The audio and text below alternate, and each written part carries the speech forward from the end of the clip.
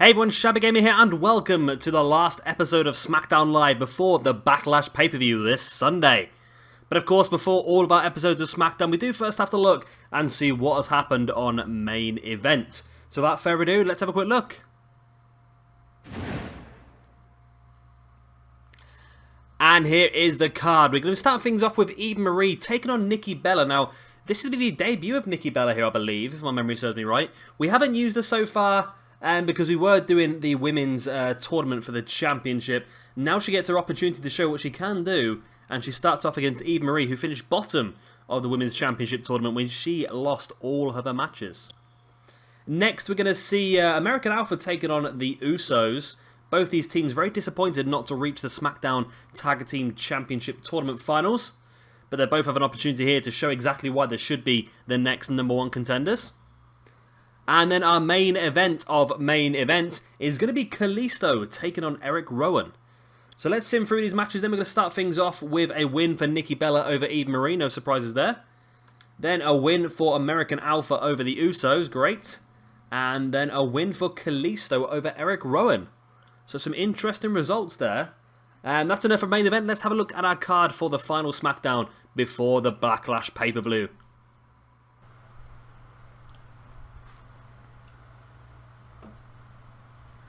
And here is our card for SmackDown. This Sunday, Apollo Crews will face off against The Miz for the Intercontinental Championship. But this evening, Apollo Crews gets an opportunity to build up a bit more momentum, taking on a former Intercontinental Champion, Dolph Ziggler. Next, this Sunday at Backlash, we'll be crowning our first ever Women's Champion when Carmella takes on Becky Lynch. These three ladies here will all be itching to get themselves into that #1 contendership spot, and a win here is really going to help that situation, as we see Naomi, Natalya and Alexa Bliss in a triple threat match. Then another prelude for what we're going to see this Sunday at Backlash. Rhyno and Heath Slater will be taking on Ryder and Mojo Rawley for the Tag Team Championships this Sunday. However, this evening, it is just going to be Rhyno and Ryder one-on-one. And of course, what carnage will their tag team partners cause at ringside? Next, we're going to see another prelude for what we're going to see this Sunday at Backlash as Dean Ambrose takes on Bray Wyatt. And then our main event, the first appearance really on SmackDown for Jack Swagger here in our Universe mode as he takes on AJ Styles. So we are just going to watch the three matches. We're going to skip this one because it is exactly the same as what we're going to see in a few days' time. And it was a big, big win for Bray Wyatt. So Bray Wyatt picking up the victory over the WWE World Heavyweight Champion, Dean Ambrose. Will we see the same thing this Sunday at Backlash? Interesting. And we're also going to skip the triple threat women's match as well. And it's a win for Natalya. She pinned, or submitted, Alexa Bliss. So great win there for Natalya. That's going to push her further up the championship rankings as well. So that leaves us with just the 3 matches left. And this is the first one. Alright, here we go. Before the match has started, The Miz just assaulting Apollo Crews from behind during his entrance. And you see The Miz walk straight away as soon as Dolph Ziggler comes outside the ring. But, see, Dolph must be unhappy with this. He must be unhappy with The Miz attacking Apollo Crews on the way to the wing. On the way to the wing? On the way to the ring. However, Dolph knows how important it is for him to get a victory here as well this evening. So picking up the pieces of Apollo Crews here could be a very beneficial way for Dolph to pick up a victory. You never know. Of course, this match is yet to start as of yet because both guys have not been in the ring at the same time. The bell has not gone, so they're not currently being counted out on all of this outside the ring here before the match has even started. So technically there's no disqualifications either. Either of these guys could utilise a weapon should they want to. Dropkick there by Apollo Crews on Dolph Ziggler. Now just stamping on the back as well.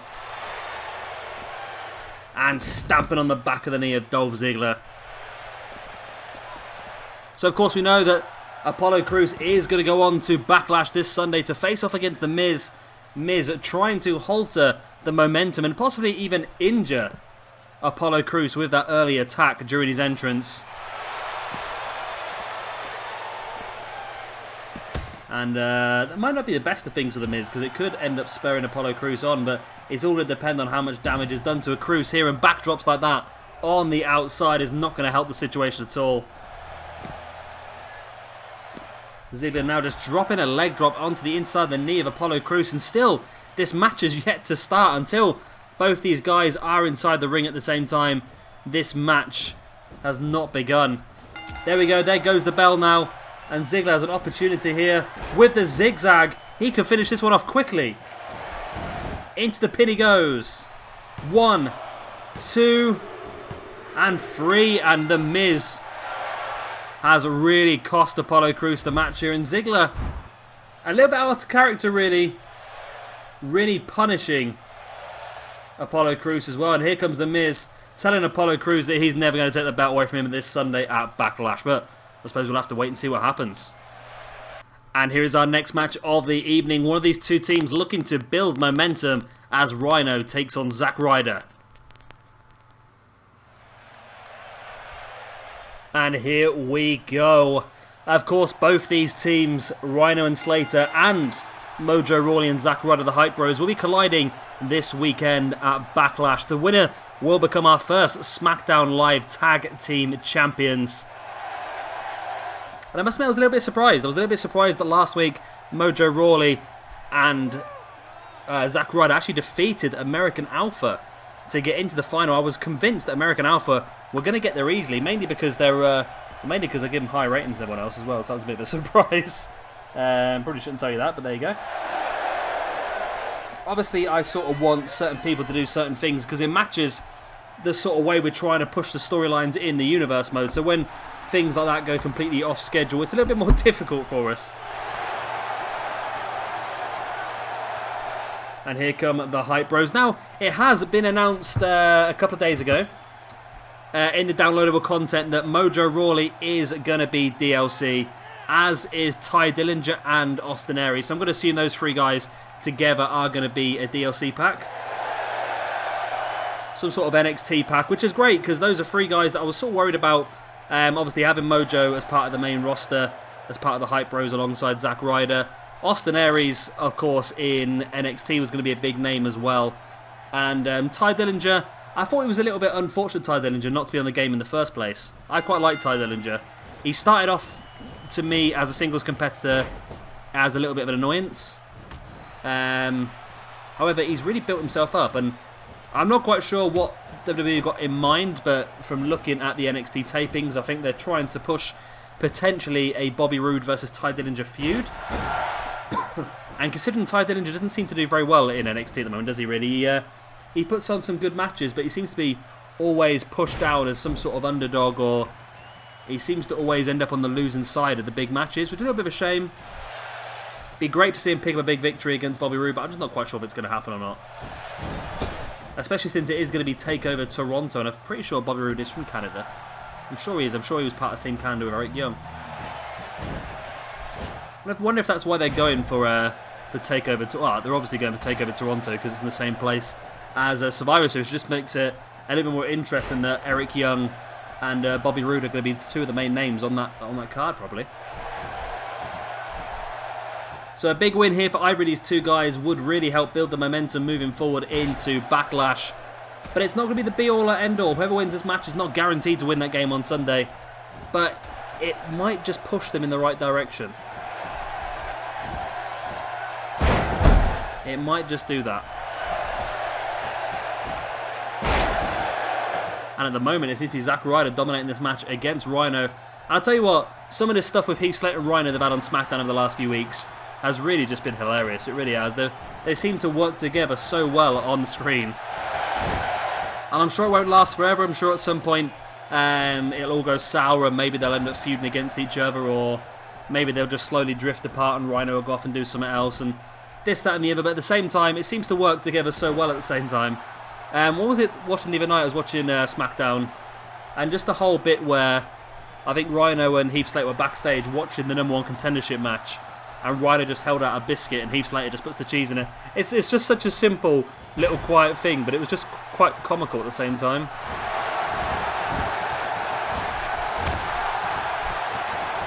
Uppercut there by Ryder, now into that front face slam as well. And now Zack going up top, what's he got planned here? Big elbow drop, crashing down onto the body of the grounded Rhyno. Zack now spinning Rhyno around. There's that 1916, that reverse Bloody Sunday. In for the pin. 1, 2. It's only for a 2 count. And Zack has dominated this match. Running dropkick now, and I'm a little bit worried for Zack Ryder and no, a little bit worried if Heath's Rhyno, should I say. If Rhyno's struggling, then it could be a problem there, because Heath's not the strongest member of the team by any stretch of imagination. There's the Rough Rider in for the pin. Oh, but Heath Slater here getting the attention of the referee, who doesn't get a chance to count. And Heath Slater doing a great job there for his tag team, allowing Rhyno the get out of jail free card, really. Zack now sending Rhyno into the far corner, follows over that running forearm, and Rhyno slides free. Zack follows him outside though, and Rhyno catches him with that running neck breaker.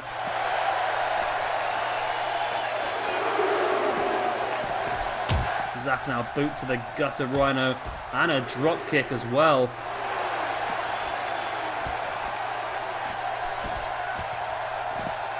Zack just continuing the assault on the outside, crucifix bomb on Rhyno. And I'm just so amazed by how much Zack Ryder is dominating this match. I'm starting to really think now that the Hype Bros have got to be massive favourites for the match on Sunday at Backlash. It just seems that way. Rhyno back in the ring. Or catching Zack and sending him into the corner though. Heath again trying to get the referee's attention.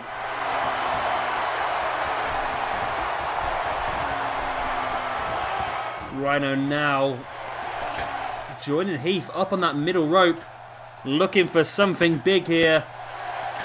And it's a superplex. Zack's back hit the mat. Very, that was a tricky tongue twist, wasn't it? Zack's back hit the mat pretty hard there. Rhyno taking Zack up onto his shoulders. There's that spinning cutter. We've seen that quite a few times. And could they get this here? Rhyno with the 1, the 2. Oh, it's only a 2 count.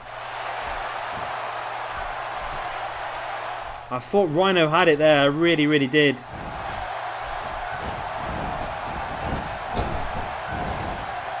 Rhyno spinebuster. And it's amazing that Zack has dominated the most of this match.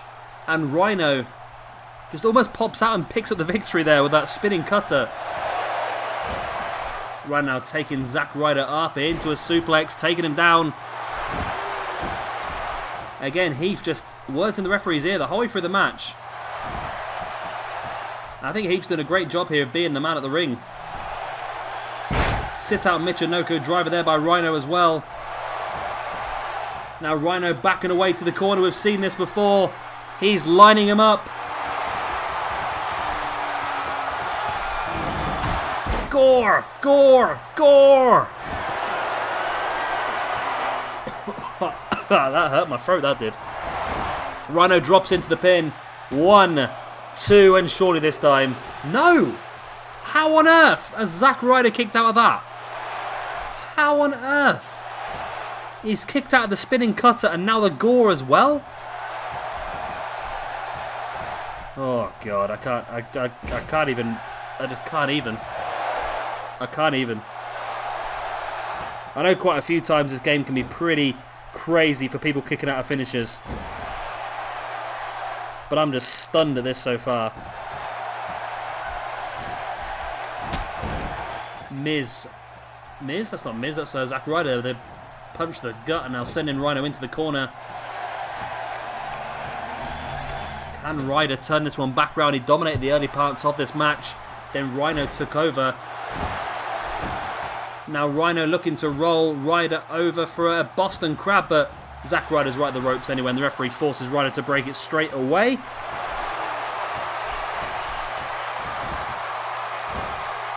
Rhyno now taking, he's using his superior strength here, bringing Zack Ryder up into a powerbomb. Bringing Ryder back up to his feet. Rhyno takes him up once again. Oh, a sit out front Falcon Arrow.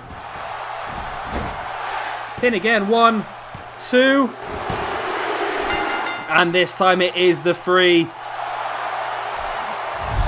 A tell you what, Zack Ryder dominated the early parts of this match, but Rhyno just turned it around, and Zack never really got going once again, and Rhyno picks up the victory on behalf of himself and Heath Slater, and it really just keeps the whole thing wide open for this Sunday, because I only said a few minutes ago that I thought the favourites for the match were going to end up being the Hype Bros after that very dominant start by Zack Ryder. But then seeing Rhyno turn it around, it really just leaves the whole thing wide open for us now. This is the spinning cut. This is what really turned the match around when Rhyno caught that move. Zack never really got onto his feet once again from there on.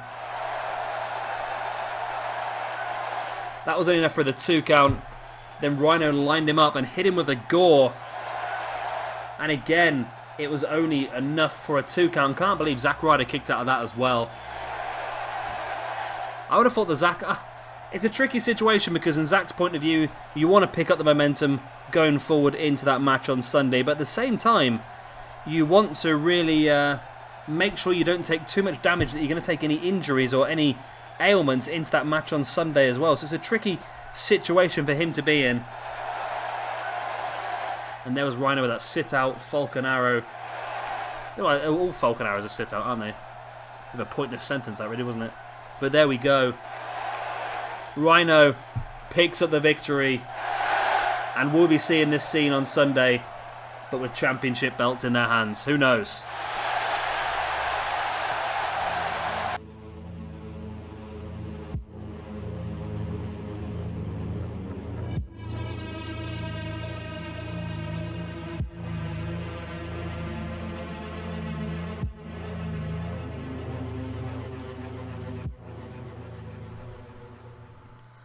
And here is our main event of the evening. It is going to be AJ Styles taking on the debuting Smackdown superstar, Jack Swagger.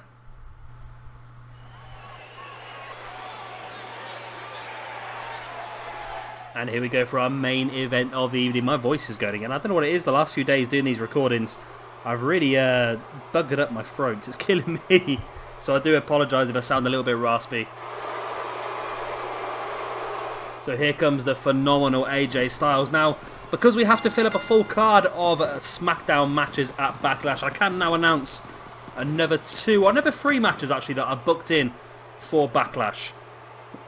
We are going to see the debut of Kurt Hawkins. So that'll be fun. I'm not quite sure why he hasn't debuted in real life yet. He seems to have... Well, they put on the date that it was going to be the Smackdown after Backlash, and for some reason, although he has been backstage, he's yet to make his debut. Not quite sure whether it's something to do with indie dates or something like that. I have no idea, to tell the truth. But yeah, we're going to see him debuting at Backlash. We're also going to see John Cena taking on Dolph Ziggler one-on-one. And we're also going to see this man right here, the phenomenal AJ Styles, taking on Randy Orton one-on-one. So those are 3 matches just booked for Backlash this Sunday. We also know it's, of course, it's Becky Lynch versus Carmella to become the first SmackDown Live Women's Champion. It's going to be Apollo Crews challenging The Miz for the Intercontinental Championship. It's going to be Heath Slater and Rhyno taking on the Hype Bros for the first Tag Team Championships on SmackDown. And of course it is going to be Dean Ambrose defending his WWE World Heavyweight Championship against Bray Wyatt, who defeated him earlier this evening. So a very interesting card we've got set up for you. And of course that will be uploaded on Sunday. So Jack Swagger making his way to the ring. Not quite sure what they've got planned for Jack Swagger in real life at the moment. It seems to be a little bit confusing what's going on with him, because it seems like Baron Corbin's feuding against Apollo Crews, and for some reason Jack Swagger just seems to be at ringside all the time. I'm not quite sure why that is the case. I've got no idea. But hopefully they'll figure something out what they're doing with him soon. I don't know if it's Apollo Crews being... It's probably going to be Apollo Crews going to be dragged out of that feud. Either that or they might end up going for like a triple threat match or something like that. It's a tricky one, I suppose. We might also see if we can find a use for Kane on Backlash as well. We haven't seen Kane in a while, have we? We'll figure it out. Great dropkick straight away there by AJ Styles, who would fancy himself as the favourite for this match. However, you can never really tell, can you? That's the tricky one. AJ now just stand on the back of the leg of Jack Swagger, now wrenching that arm. And Jack straight back up, and The thing is, you don't want to get into a mat wrestling competition with Jack Swagger, the former collegiate wrestling champion. I believe he never lost a match, if I remember correctly, in his college wrestling years. May have been the All-American champion. I might be completely wrong. I might make half this stuff up. I'm just going for the stuff that I remember the commentator saying at some point about Jack Swagger. I'm sure those are all things that have happened in the past. AJ Styles now, big right hand to the gut of Jack Swagger. Taking him up into a brainbuster. And it's a little bit of a shame because the match that I really wanted to see was AJ Styles versus Finn Balor. But now they're both on separate rosters, it looks like that match is going to be quite some way away. Unless they do some sort of inter-promotional match, or unless one of these two guys does end up getting swapped back over with maybe a draft special, which they used to do the night after WrestleMania. They used to always do a draft special of Raw, didn't they? And I'm hoping that's going to be the case again next year, because I really enjoyed their matches. Plus, it gives you a chance to really freshen up the rosters in both shows as well. Because you have someone like... Because I think that a few of the guys from Raw need to move to SmackDown for their own good as well, because at the moment SmackDown's got such a massive roster. They've got... They got 66% of the guys, and obviously SmackDown got 33% because of the way the draft worked. But then Raw, also got all of the cruiserweights. They've already taken Bayley from NXT as well. They've got Emma as well. So that's two women that weren't even drafted that they've taken. And all of a sudden you think to yourself, they've really got the majority of people there. Obviously Jack Swagger's moved across to SmackDown to try and bolster the roster up a little bit. But I think it would be good for guys like Cesaro. Maybe even Sami Zayn. I'm thinking Sami Zayn to SmackDown just to keep him apart from Kevin Owens. Because at the moment, because of those two and their history, it's very difficult for them to get involved in anything else without the other one sticking their nose back in. We saw Kevin Owens win the championship, and straight away, his next episode of Raw, he was facing off against Sami Zayn in the main event. I think it'd be good for Sami Zayn to split, be on the different roster, and then he can go off and do some other stuff. And I think being on SmackDown would be a good thing for him. Because I don't know about you, this will be my question of the day, right? My question of the day for you guys out there. What show are you enjoying most at the moment? Is it Raw or is it SmackDown? Obviously, both shows have got completely different writing teams now, so they are competing against each other for ratings. And if I read what I read this morning correctly, SmackDown has had the highest ratings 9 weeks in a row over Raw now. So let me know, what are you enjoying best at the moment? Are you enjoying Raw or are you enjoying SmackDown? Let me know why as well. At the moment, I think I'm enjoying SmackDown more. I think the main event picture is more entertaining. I think the Women's Championship picture is more entertaining. I think the tag team picture is doing really well as well. Obviously, they've got a very limited size roster compared to Raw, but I still think the SmackDown is putting out the better shows. But let me know what you think in the comment section below. Great chop block there by Jack Swagger onto AJ Styles. That's a clever move as well. Taking out the knee is going to limit the chance of being able to use that phenomenal forearm.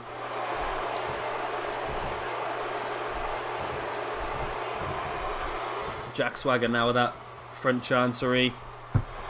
And a backdrop on AJ Styles as well. Now, I do also believe that Shelton Benjamin will still be returning to SmackDown. Once he's fully healed from his operation, he will be making that return. So that's another guy they can bring in and potentially round about the Royal Rumble time. There's the powerbomb there by Jack Swagger. A win here against AJ Styles will be massive for him, and he doesn't quite pull it off. It was so close, but it was only enough for a 2 count.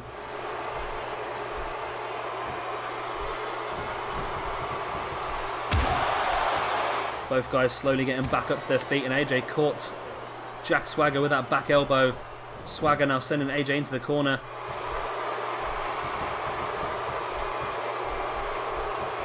Now Swagger hooking AJ into the tree of woe, and now just forcing his foot into the face of AJ Styles. Swagger dragging Styles away from the corner and rolls him over. 1, 2... Again, it's just still not quite enough. Swagger, big right hand. And now a spinning neckbreaker on AJ Styles as well. Bringing Styles back up to his feet, another snapmare. And I'll tell you what, Swagger is really showing his dominance in this one. It started off with AJ in control, but now Swagger has taken full control. AJ back up to his feet. Big elbow. And another one. But again, Swagger just straight back in control, sending AJ Styles into the corner. And a big German suplex. And Swagger is really showing that Raw have really dropped the buck by letting him go. But of course, it's not all over yet. We saw exactly what happened in the previous match, didn't we?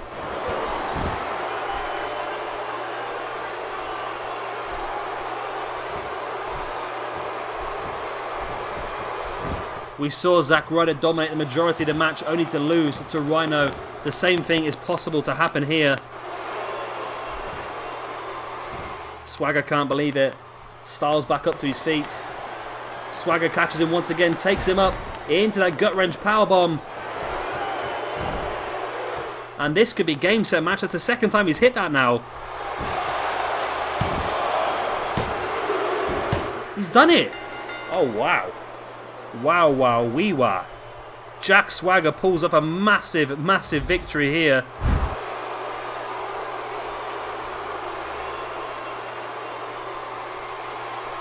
A massive victory over AJ Styles. 2 of these gut-wrench power bombs. I'm just amazed by that. I really am, because again, it's a match where there's such a big gulf in the stats between the two guys. And it's the guy with the lower stats that comes off again. I think he's about 10 stat points lower than AJ Styles. And it was enough for the 1, the 2, and the 3 eventually after he hit that second gut-wrench powerbomb. And maybe Jack Swagger's got a bit more in this universe mode than we first thought. I'm now looking at my card for Backlash thinking if there's something that Jack Swagger can do. No, I think that we've got the cards sorted already, I think. I don't want to go too over the top.